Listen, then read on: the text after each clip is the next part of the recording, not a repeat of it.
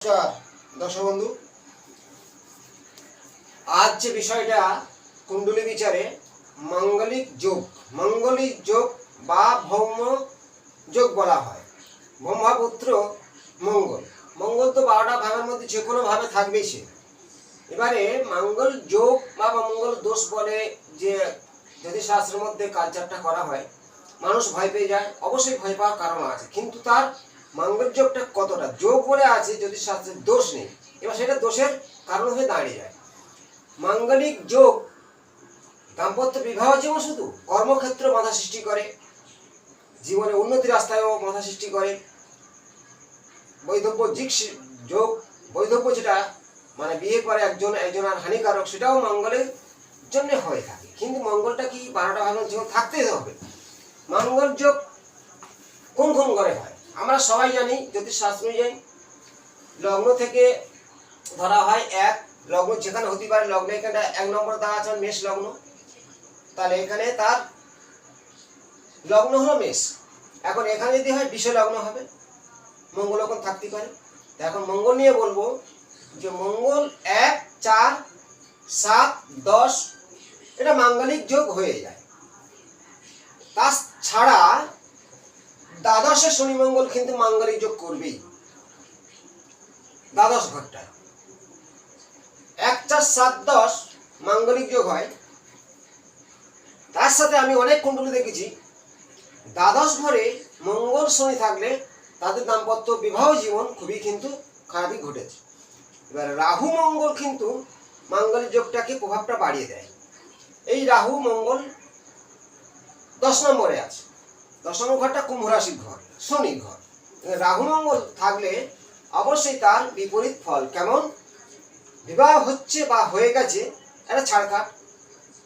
তেমনি সপ্তমে যদি রাহু মঙ্গল থাকে বা শনি থাকে, শনি মঙ্গল লগ্নের শনি বা মঙ্গল, চতুর্থ শনি বা মঙ্গল বা রাহু যুক্ত হলে মাঙ্গলিক দোষের প্রভাবটা বাড়িয়ে দেয়। কিন্তু কোনো গ্রহ যুক্ত ছাড়া 1, 4, 7, 10 ভাবে মাঙ্গলিক যোগ মঙ্গল থাকলে মাঙ্গল যোগ হয়।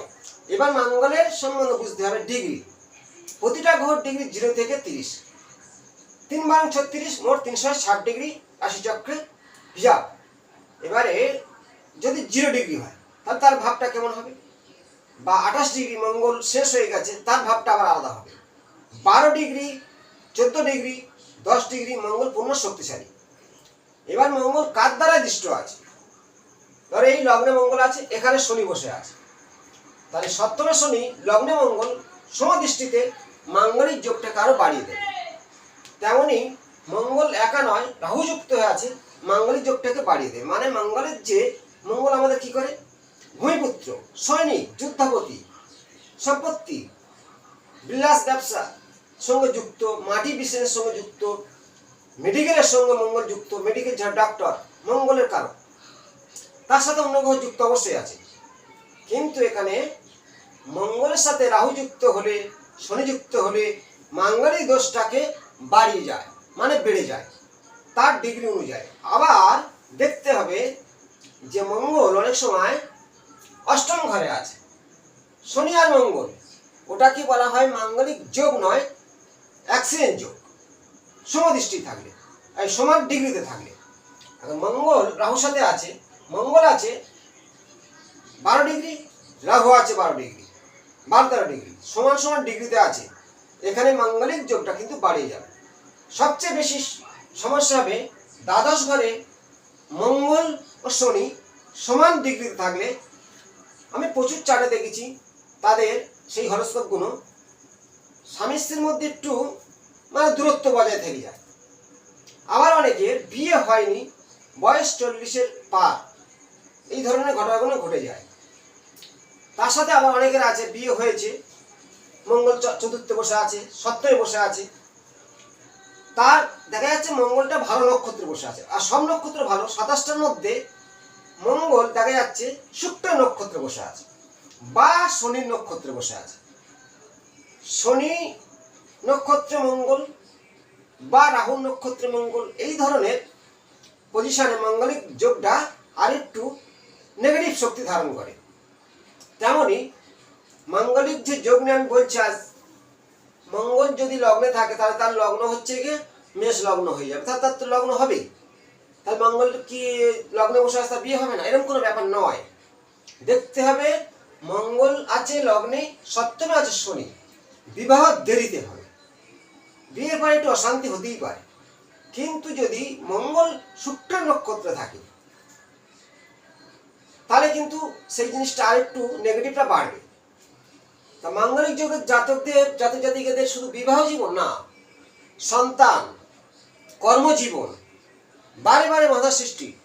রাহু মঙ্গল বাধা দেবেই, মানে রাহু সবসময়ের জন্য বাধা সৃষ্টি করে। রাহু তো সব ঘরে তুঙ্গস্থ নয়, যেমন মিথুন রাশির ঘরে রাহু হচ্ছে তুঙ্গস্থ থাকে, এখানে যদি মঙ্গল সাথে থাকে অতটাই সমস্যা হবে না। কিন্তু রাহু 10 নম্বর ঘরে মঙ্গল সাথে থাকলে তাহলে সেই জাতকের কর্মক্ষেত্রে বাধা সৃষ্টি হবে।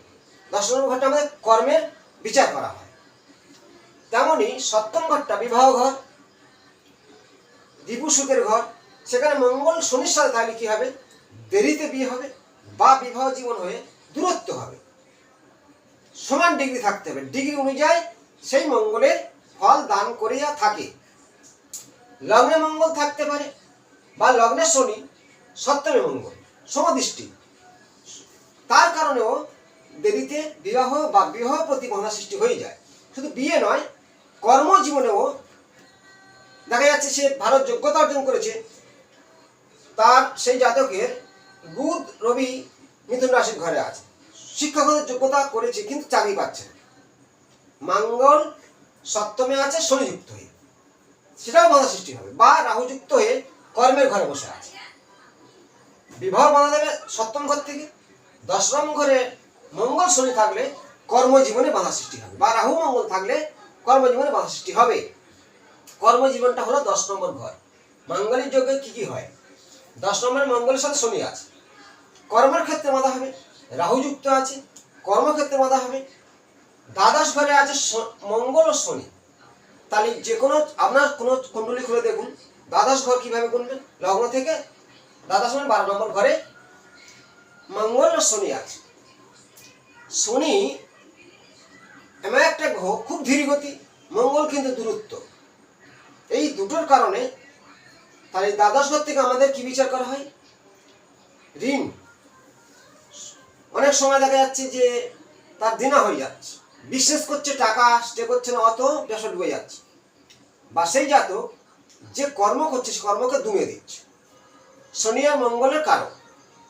আর অষ্টম ঘরে যদি শনি মঙ্গল থাকে, অষ্টম ঘরটা প্রত্যেকের যেখানে লগ্ন থাকবে এক ধরে, অষ্টম ঘরটা সেই জাতকের হবে কি? হেড, শরীর। অষ্টম ঘর থেকে আবার অনেক কিছু বিচার করা হয়, সম্পত্তিরও বিচার করা হয়, পৈতৃক সম্পত্তিও একটা ব্যাপার আছে। যেমন অষ্টমে মঙ্গল থাকলে পৈতৃক সম্পত্তি কিছু পাওনা হয়ে যায়, তেমনি মঙ্গল শনি অষ্টমে থাকলে একসাথে সমান ডিগ্রি তার অ্যাক্সিডেন্ট দুর্ঘটনা হতেই পারে। আর যদি রাহু দৃষ্ট হয়,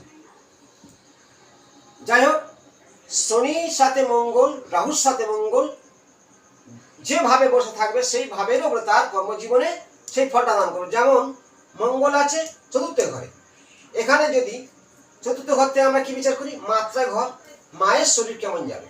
মঙ্গল একা আছে, এখানে তার সম্পত্তি ঘর বাড়ি অবশ্যই হবে, বা সেই জাতক বিলাস মোটারি ব্যবসাও করতে পারে। বাড়ি মানে বাড়ি ঘরের হিসাবটা করা হয় সেই হিসাবে। কিন্তু মঙ্গল দোষ মানে কি? বিয়ে করেছি আর একটা বিয়ে করতেই পারে, আমি অনেকে চাটে দেখেছি। কিন্তু দেখেছি সে মঙ্গল তার ডিগ্রিটা ভালো আছে। আবার এই মঙ্গল সাথে যদি দেখা যাচ্ছে এখানে রাহু বসে আছে, তাহলে মায়ের শরীর নিয়ে ভোগান্তি হবে। তেমনি এই যে পঞ্চম ঘর মঙ্গল আছে, তার সাথে শনি আছে, তাহলে পঞ্চম ঘর থেকে আমাদের সন্তানের গর্ভধারণ, গর্ভপাত এই ধরনের ঘটনা ঘটতে। রাহু মঙ্গল আছে, জাতি ছাড়া যাদের সম্পর্ক হতে পারে, গর্ভপাত হতে পারে পঞ্চম ঘর থেকে যদি মঙ্গল বা রাহু থাকে। তেমনি প্রত্যেকটা ভাব অনুযায়ী মঙ্গল তেমনই ফল দেবে। কিন্তু মঙ্গল যোগ কেন সৃষ্টি হয়? লগ্নে মঙ্গল থাকলে মাঙ্গলিক যোগ হবে, চতুর্থে থাকলে হবে, সপ্তমে হবে, দ্বাদশে 1 4 7 10 নম্বরে হবে, দ্বাদশেও হয়। দ্বাদশে কিন্তু বেশিরভাগ ক্ষেত্রে হানিকারক। আর মঙ্গল নিয়ে আমি যোগ সম্বন্ধে বললাম, আপনারা নিজের ছক করে দেখুন যে আপনার মঙ্গল কত নম্বর ঘরে আছে, কত ডিগ্রি আছে। বিচারটা শুধু মঙ্গল 4 নম্বরে আছে, লগ্নে আছে, সপ্তমে আছে, দশমে আছে, মঙ্গলের দোষ, আমার সব কিছু ভেঙে যাবে, জীবন তৈনাশ হয়ে, এরকম কোনো ব্যাপারটা নয়। তার ডিগ্রি, মঙ্গল সঙ্গে কোন গ্রহ দৃষ্টি আছে, মঙ্গল কার নক্ষত্রে বসে আছে। যেমন মঙ্গল শুক্র নক্ষত্রে থাকলে হানিকারক হয়, মানে ভাঙ্গ দোষটা সৃষ্টি হয়ে যায়। এই ধরনের বিচারগুলো করা হয়।